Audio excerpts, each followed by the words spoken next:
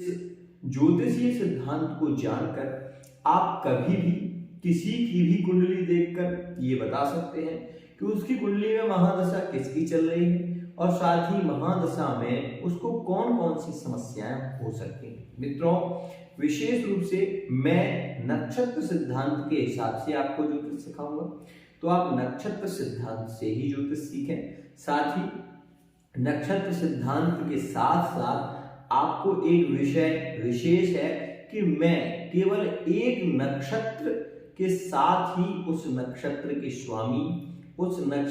स्वामी के साथ ही उस नक्षत्र में किसकी महादशा और उस नक्षत्र में महादशा के अंतर में विशेष रूप से उस नक्षत्र की स्वामी और राशि का स्वभाव, राशि का गुण, ये सारी स्थितियां आपको बताते चलता हूं ताकि आपको कोई समस्या ना हो।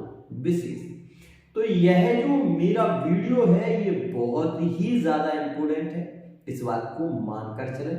साथ ही इस वीडियो में वो चीज आपको मिलेगी जो शायद आपको किसी चैनल पर अभी तक प्राप्त नहीं हुई, तो इस वजह से आप इस वीडियो को पहले देखें, फिर समझें, फिर आप आगे बढ़े। अच्छा लगे तो इसको शेयर भी करें, साथ ही लोगों तक पहुंचाएं, और यदि आपको ऐसा लगता है कि इसमें कोई कमी रही है तो अवश्य ही कमेंट के माध्यम से हमें सूचित करें। आइए मित्रों, सबसे पहले मैं आपको बता देना चाहता हूं कि पंचांग के 5 अंग होते हैं। विशेष रूप से मैं इसे आपको ऐसे ही समझा दूंगा जिससे कि आपको कोई समस्या ना हो। मित्रों, पंचांग में सबसे पहली स्थिति होती है तिथि वार च नक्षत्रो योगा करण चा एते पंच विरंगई संयुतम पंचांग उच्यते। मित्रों, पंचांग में सबसे पहला अंक होता है तिथि, फिर वार, नक्षत्र, योग और करण। इन पांचों के समावेश से पंचांग का निर्माण होता है। मित्रों, तिथि के आधे भाग को, तिथि का जो आधा भाग होता है उससे जो उत्पन्न होता है वो योग है, और योग के आधे भाग से जो उत्पन्न होता है उसे कर्ण कहते हैं। मित्रों, और कर्ण एक दिन में 3 भी होते हैं और 2 भी होते हैं। 4 कर्ण जो है मित्रों वो विशेष रूप से स्थिर होते हैं, बाकी चर होते हैं।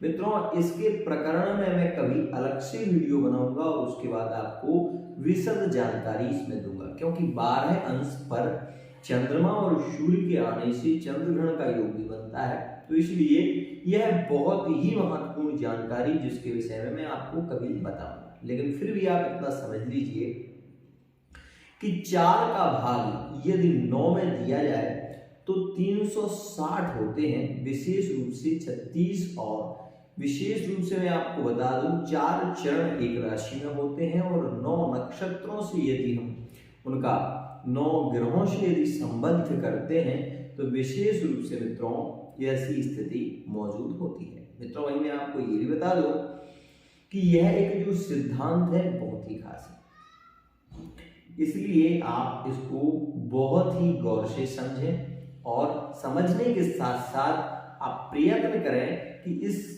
जो सिद्धांत मैं आपको दे रहा हूं इसकी तैयारी आपको करने में कोई समस्या नहीं होगी। मित्रों, सबसे पहले चलते हैं हम नक्षत्र की ओर। तो सबसे पहला नक्षत्र है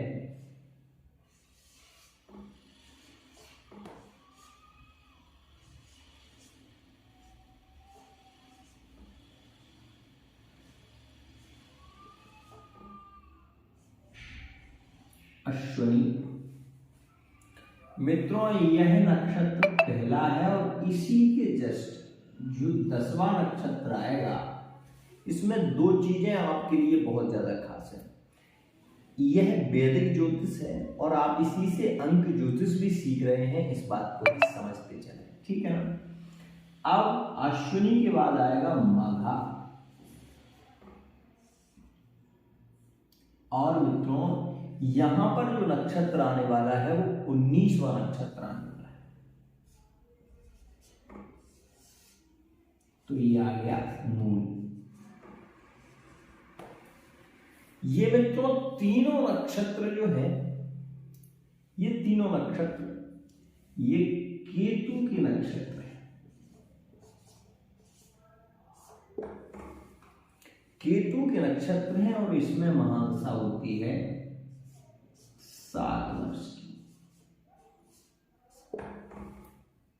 ठीक है, अब इन नक्षत्रों के स्वामी के विषय में मैंने आपको बताया कि ये केतु है इनके स्वामी, लेकिन नक्षत्र के स्वामी अलग हैं, उसके विषय में भी कल चर्चा करेंगे।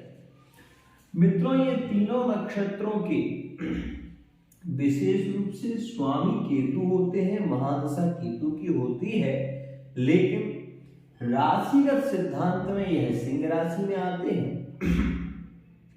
तो मित्रों, सिंह राशि में अगर सूर्य अगर मघा नक्षत्र में है तो विशेष रूप से मेष राशि वाले जातकों को पॉजिटिव ही प्रभाव मिलता है, विशेष, इस बात को भी ध्यान में रखेंगे। साथ ही मित्रों, ये तीनों नक्षत्र मूल के माने जाते हैं, जिन्हें हम गंडमूल कहते हैं विशेष रूप से। तो मित्रों, इसके विषय में भी मैं आपको बताऊंगा। अब नक्षत्र सिद्धांत तो यहां पर ये कहता है। अब आ जाइए स्वामी के विषय में। तो इस नक्षत्र के स्वामी यहां पर मंगल है। तो मित्रों, मंगल कितने नक्षत्रों के स्वामी हैं यहां पर विशेष रूप से, तो मैं आपको बता देना चाहता हूं।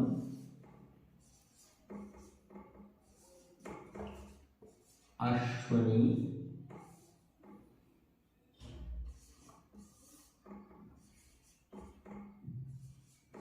भरणी,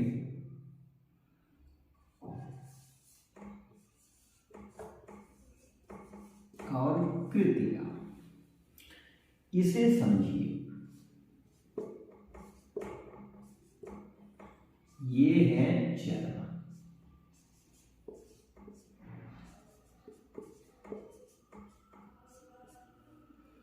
अब मित्रों समझना आप,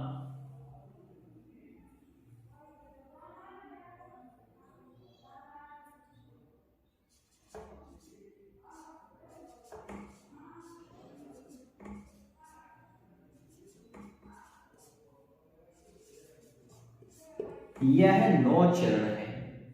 अब चंद्रमा क्या करता है कि चंद्रमा एक राशि में 9 चरण,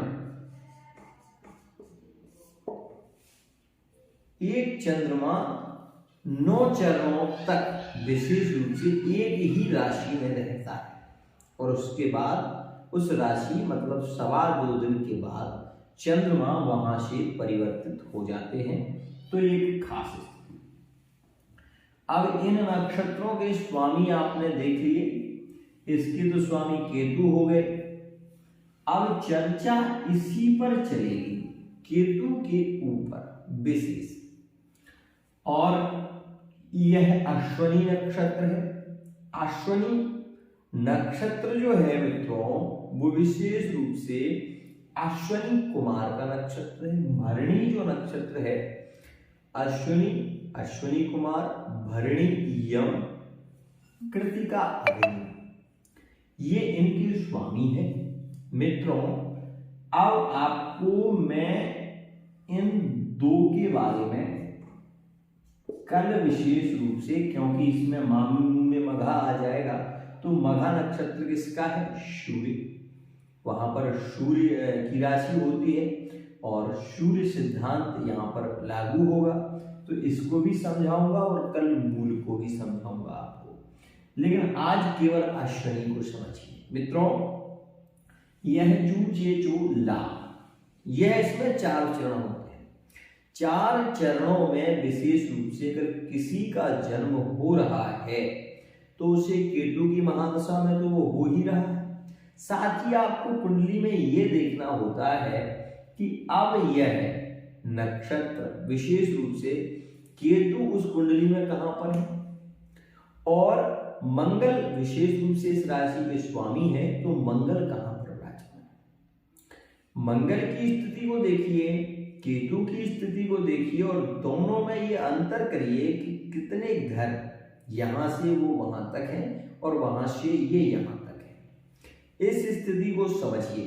साथ ही जब आप ये समझेंगे तो आपको ये भी अंदाजा हो जाएगा कि यहाँ पर मंगल योगकारी होंगे या मंगल पीड़ित होंगे। मित्रों, विशेष रूप से भावगत सिद्धांत, भाव से भाव की चर्चा और कौन से भाव में ग्रह अशुभ होता है, कौन से भाव में शुभ होता है, इन सभी विषयों की जानकारी बहुत ही विस्तृत दूंगा और आपको ये भी बताऊंगा कि क्या पॉजिटिव हो सकता है, क्या नेगेटिव हो सकता है, किस प्रकार से ग्रहों के बल बढ़ते हैं, ग्रह मृत अवस्था में होते हैं या ग्रह विशेष रूप से युवावस्था में प्राप्त होते हैं, और राशिगत सिद्धांत के अनुसार भी बहुत ही सरलीकरण तरीके से समझेंगे। आज इतना जान लीजिए कि 4 नक्षत्रों का मान 13 अंश 20 कला है। विशेष ध्यान दें, 13 अंश 20 कला, 4 चरणों का मान 1 नक्षत्र का मान है, और 1 नक्षत्र विशेष रूप से एक दिन में लगभग 4 से 5 घंटे का होता है। हम अपने सिद्धांत में 6 घंटे का एक मानकर चले तो विशेष रूप से मैं आपको बता दूं कि एक चरण का मान यदि हम ज्यादा नहीं 2 घंटे भी लेकर चलें तो इस प्रकार से एक चरण कितने घंटे चल सकता है। कभी वृद्धि को प्राप्त हो जाता है तो एक चरण 3 घंटे भी चलता है, और कभी 6 को प्राप्त हो जाता है तो 1 घंटे भी नहीं चलता। तो ये स्थिति तिथि की भी होती है, तिथि बढ़ती भी है घटती भी है।